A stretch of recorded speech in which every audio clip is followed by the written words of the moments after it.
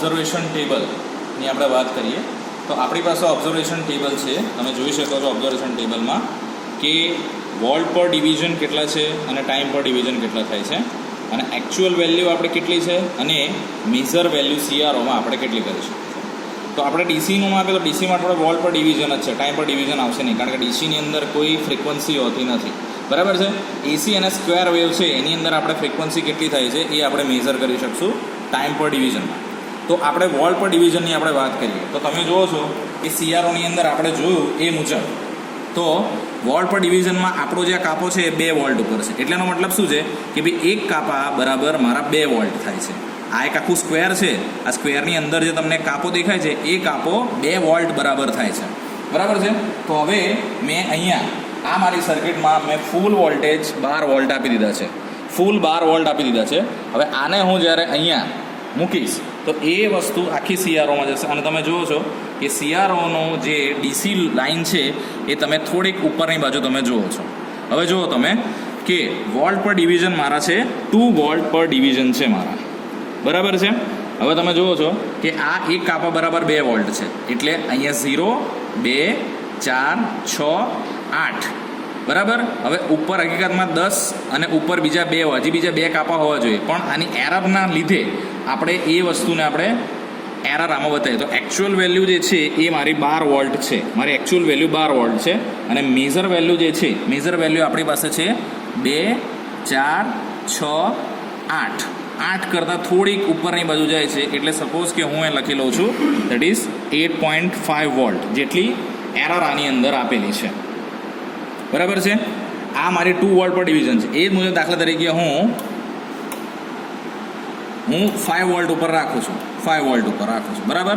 તો શું થશે કે ભાઈ એક કાપા બરાબર મારા 5 વોલ્ટ છે. તમે જુઓ છો 0, 5 અને 10, 0, 5 અને 10 કે ભાઈ 5 વોલ્ટ પર ડિવિઝન છે. તો 5 વોલ્ટ ડિવિઝન પર થશે મારા એકચ્યુઅલ વેલ્યુ મારી 12 છે પણ હકીકતમાં મારા વોલ્ટેજ થશે 10 વોલ્ટ. મારા વોલ્ટેજ થશે 10 વોલ્ટ થશે. તો આ મુજબ આપણે એસી વેલ્યુ જે ડીસી વેલ્યુ જે છે એ ડીસી વેલ્યુની આપણે વોલ્ટેજ પર ડિવિઝનથી વોલ્ટેજ આપણે મેઝર કરી શકીએ છીએ. હવે આપણે વાત કરીએ ઓલ્ટરનેટિંગ વેવફોર્મની કે ભાઈ ઓલ્ટરનેટિંગ વેવફોર્મ આપું છું તો તે વખતે આની અંદર કયા ફેરફાર થાય છે. તો પહેલાં તો આપણે આને પ્રોબ આપણે કાઢી લઈએ જેનાથી 0 પર આપણે એને સેટ કરી દઈએ, 0 પર સેટ કરી દઈએ. જ્યારે પણ તમે કોઈ નવી સર્કિટના આઉટપુટ મેઝર કરો છો તો એક સર્કિટ પછી બીજી સર્કિટ આવે છે તો હંમેશા આને પહેલાં 0 ઉપર તમારે સેટ કરી દેવું, નહીંતર પછી એની અંદર પણ સપોઝ સેજ ઉપર હશે તો એટલી એરર તમારે કન્સિડર કરવાની રહેશે. આપણે ઇન્ટેન્સિટીથી બી અને બ્રાઇટનેસ કરી શકીએ છીએ, ફોકસથી તમારે બ્લર કરવું હોય તો એ બી તમે ફોકસથી તમે કરી શકો છો. ઓકે. હવે આપણે એસી વેવફોર્મની આપણે વાત કરીએ તો આપણે હું અહીંયા 9 વોલ્ટ પર એસી છે અને 9 પર 9ની વચ્ચે હું અહીંયા લાવી દઉં છું. બરાબર છે. હવે હું અહીંયા આઉટપુટ મેઝર કરું છું. તમે જોઈ શકો છો કે મને અહીંયા કંઈક ઓલ્ટરનેટિંગ વેવફોર્મ જેવું દેખાય છે. હવે તમે જોઈ શકો છો કે આ વેવફોર્મથી હું કશું મેઝર ના કરી શકું તો એને હું પહેલાં સેટ કરી દઉં, વોલ્ટ પર ડિવિઝન પર સેટ કરી દઉં છું. હવે આ વધારે છે કારણ કે મારી ફ્રિકવન્સી જે છે એ ફ્રિકવન્સી હજી વધારે પડતી ઓછી છે તો એને હું ફ્રિકવન્સી વધારી દઉં છું અહીંયા. તો તમે જોઈ શકો છો કે મને આ એક ઓલ્ટરનેટિંગ વેવફોર્મ મને મળે છે. બરાબર છે. આને હું ફરીથી થોડાક વોલ્ટેજ ઘટાડું છું તો મને એક્ઝેક્ટ વેવફોર્મ મને અહીંયા ઓલ્ટરનેટિંગ વેવફોર્મ મળી જાય છે. હવે આમાં ઓલ્ટરનેટિંગ વેવફોર્મમાં તમે લોકો ભણી ગયા હશો કે આપણે peak to peak value consider કરીએ છીએ. Peak to peak value consider કારણ કે આ ડીસી નથી, આ એસી છે. તો આપણે peak to peak value consider કરવું હોય તો શું કરવું પડે કે ભાઈ મારે જે છે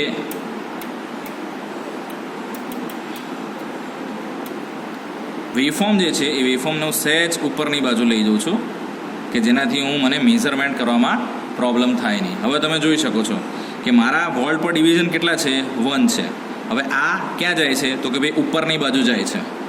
1 વોલ્ટ બરાબર એક કાપા બરાબર મારા 1 વોલ્ટ છે. હવે તમે જુઓ કે 1, 2, 3, 4, 5 આ 5 સુધી 6, 7, 8, 9, 10 અને એક્ઝેક્ટ નીચેની બાજુ કેટલા છે તો કે ભાઈ એક ચોરસ છે એટલે કેટલા થશે 5 6 અને 7, નીચેની બાજુ 6 અને 7. તો થોડુંક આપણે એને નીચે લઈ જઈએ વેવફોર્મને એક્ઝેક્ટ માપ ટુ માપ લાવવા માટે, જેનાથી મેઝરમેન્ટ આપણે કરી શકીએ. તો તમે જુઓ છો કે 5 વોલ્ટ છે અને એની ઉપર બીજા 4 જાય છે, તો ટોટલ પીક ટુ પીક મારા 9 વોલ્ટ થઈ જાય છે. તમે જોઈ શકો છો ઉપર અને નીચે તમે જુઓ તો એક્ઝેક્ટ સરખા જાય છે, બરાબર છે. તો આ જે છે મારા પીક ટુ પીક 9 વોલ્ટ છે. તો મારા વોલ્ટ પર ડિવિઝન કેટલા છે? તો કે ભાઈ એસીના હું 1 વોલ્ટ પર ડિવિઝન રાખું છું. એક ડિવિઝન બરાબર એટલે કે એક કાપા બરાબર મારા 1 વોલ્ટ છે. તો અહીંયા તમે જુઓ છો કે 9 કાપા પછી વેવફોર્મ પસાર થાય છે, ઓલ્ટરનેટિંગ વેવફોર્મ 9 કાપા જેટલું થાય છે. હજી આપણે થોડુંક વ્યવસ્થિત તમારે જોવું હોય, બરાબર. 9 કાપા જેટલું મને બતાવે છે. તો મારા થશે એકચ્યુઅલ વેલ્યુ બી મારી એકચ્યુઅલ વેલ્યુ જે છે એ મારી 9 વોલ્ટ જેટલી છે અને મેઝરિંગ વેલ્યુ પણ મારી કેટલી આવે છે? તો કે ભાઈ 9 વોલ્ટ મારી આવી જાય છે, બરાબર છે. બરાબર છે, ઓકે. પીક ટુ પીક જે છે હકીકતમાં જે છે એ 9 વોલ્ટ એટલે કે 9 દુ 18, ઉપર 9 વોલ્ટ છે, નીચે બી 9 વોલ્ટ છે, એટલે પીક ટુ પીક મારા 9 વોલ્ટ છે. This is peak to peak, બરાબર છે. અને એ મેઝરિંગ વેલ્યુ પણ પીક ટુ પીક 9 વોલ્ટ છે મારી. હવે જો 9 અને 0 છે, આ હકીકતમાં શું છે કે જે મારું ટ્રાન્સફોર્મર છે એ ટ્રાન્સફોર્મરમાં શું હતું? 9, 0, 9 વોલ્ટ હતા. તો મેં 9 અને 9 વોલ્ટની વચ્ચે નાખ્યા તો મને પીક ટુ પીક 9 વોલ્ટ બતાવે. હવે 9 અને 0ની વચ્ચે હું બતાવું છું તો મને વોલ્ટેજ મળશે. તમે જોઈ શકો છો કે ઉપર જે છે એ કેટલા વોલ્ટ બતાવે છે peak to peak? That is 4 જેટલું, 4.5 જેટલું મને બતાવે છે. પીક ટુ પીક જે છે એ મારા 4.5 જેટલા છે, બરાબર છે, 1 વોલ્ટ પર ડિવિઝન ઉપર. ઓકે, હવે આપણે એની ફ્રીક્વન્સી મેઝર કરીએ. વોલ્ટેજ વધારીએ, ફ્રીક્વન્સી તમે જુઓ કે ટાઈમ ડિવિઝન પર છે. હવે મારી ફ્રીક્વન્સી હકીકતમાં કેટલી છે, અથવા તો મારે એને સેટ બી હું કરી શકું છું. તો તમે જુઓ કે આ ટાઈમ પર ડિવિઝન મિલી સેકન્ડ છે, માઇક્રો સેકન્ડ છે, સેકન્ડ છે, મિલી સેકન્ડ છે અને પછી માઇક્રો સેકન્ડ છે. તમે લોકો જોતા હશો કે આપણે F is equals to 1/T થાય છે. F is equals to 1/T થાય છે. તો જેટલા પણ મારા ટાઈમ ડિવિઝન થાય છે એને હું ઇન્વર્સ કરું છું તો મને એની ફ્રીક્વન્સી મળી જશે, બરાબર. હવે સિમ્પલ તમે જુઓ કે મારો કાપો જે છે એ 5 મિલી સેકન્ડ ઉપર છે, 5 મિલી સેકન્ડ ઉપર છે. તો હું શું કરી શકું છું કે ભાઈ ફ્રીક્વન્સી બરાબર 1/5 × 10⁻³ હવે એનું ઇન્વર્સ કરું છું તો થશે 5 કિલો હર્ટ્ઝ, બરાબર છે. ટાઈમ ડિવિઝન મારા છે 5 મિલી સેકન્ડ પર ડિવિઝન.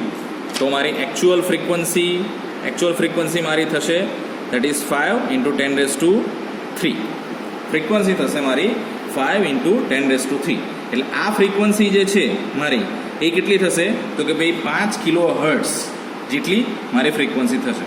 હું ફ્રીક્વન્સીમાં હજી હવે જેમ જેમ તમને ખબર છે કે હું જેમ જેમ ટાઈમ પીરિયડ ઘટાડતો જઈશ એમ ફ્રીક્વન્સી વધતી જશે અને ટાઈમ પીરિયડ વધારતો જઈશ એમ ફ્રીક્વન્સી હવે એના કરતાં રિવર્સ થશે.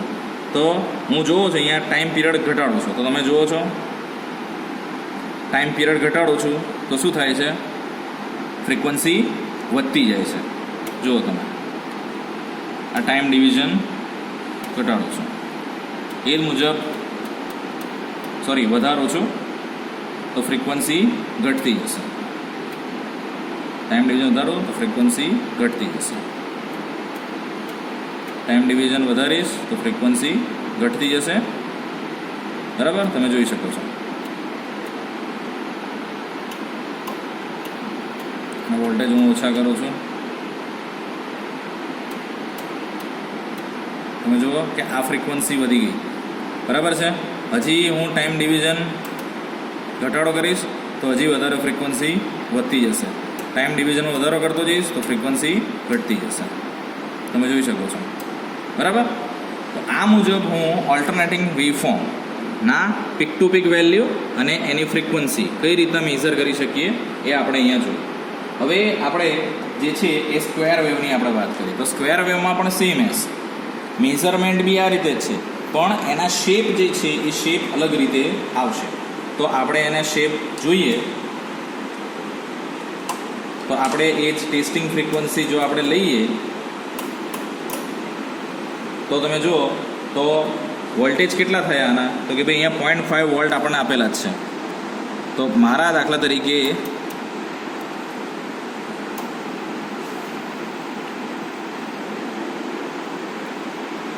0.2 પર લઈ જાઉં છું અને 0.1 પર લઈ જાઉં છું. તો એક કાપા બરાબર 0.1 છે મારી પાસે. તો અહીંયા તમે જોઈ શકો છો કે ભાઈ સ્ક્વેર વેવ જે છે એ ક્યાં આવે છે એક્ઝેક્ટ. હું થોડોક નીચે લઈ દઉં અહીંયા. તો તમે જોઈ શકો છો કે 0.1 ઉપરની બાજુ અને 0.1 નીચેની બાજુ તમે જોઈ શકો છો. એક કાપા બરાબર મારા 0.1 એટલે 0.1 જે છે એ મારા પીક ટુ પીક અહીંયા જે છે એ મારા છે 0.1 ડિવિઝન. તો એની મારા વોલ્ટેજ થશે મારી પાસે that is the 0.1 volt peak to peak. 0.1 peak to peak. હવે એની ફ્રીક્વન્સી તમે મેઝર કરો. ફ્રીક્વન્સી તમે જોઈ શકો છો